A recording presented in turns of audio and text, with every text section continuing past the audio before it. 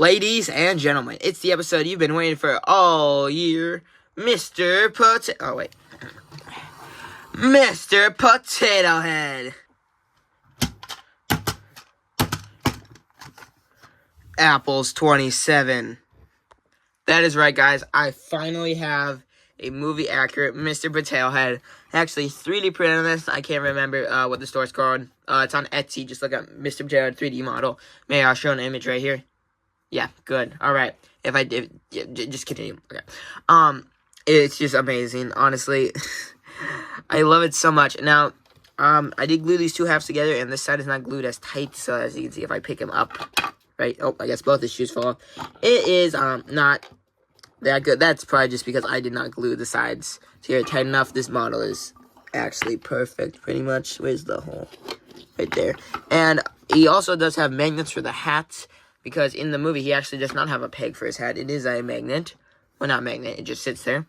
And then my friend and editor, Mac, he painted it with me. Well, I came to his house and we painted it together. But he did most of it. He did a fantastic job. And then it also does have a back compartment, right? We can open it up. There's actually an extra nose in there I printed off. Painted the inside too, you know, in case I wanted to look at it.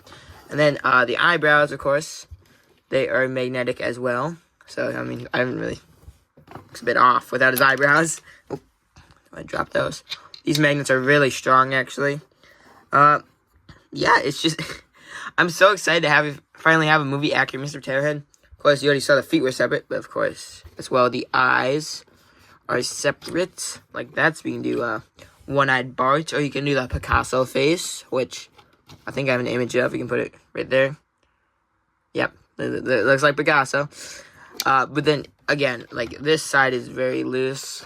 You can see this arm is very loose in there, and this arm you kind of have to wiggle it a bit to get it out. But still, this is amazing. I actually have already 3D printed the hockey puck. I'll be printing Mrs. Potato Head in the next couple months, maybe the snake after that, but I've just unlocked so much more of a 3D printer. I don't even know. I showed that little tease, but in my posts, but I don't think I've ever mentioned that I got a 3D printer for Christmas, and...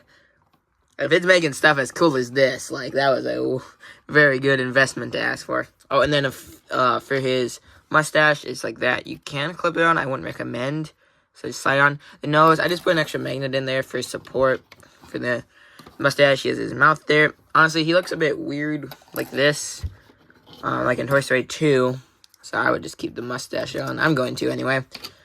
And, yeah, I can't say enough how much I love this model.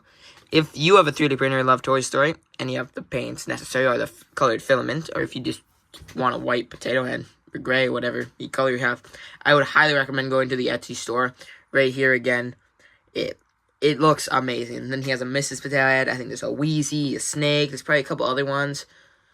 Just fantastic. Thank you to that person. I forgot your name. And then I guess we can do a little comparison between the Mr. Potato Heads here. First of all, I think I painted this guy a little darker overall, but it looks fine. But it makes this one look a little too light. Honestly, this one's probably a bit closer to the color. But this guy looks a little light now. Obviously, all these connections, as I showed in my previous video, are very loose. I just can't get over this, man. I mean, there's not really much to show. Thanks for watching, I guess. See you in the next video. Maybe I'll do a hockey puck video soon. I don't know. Bye.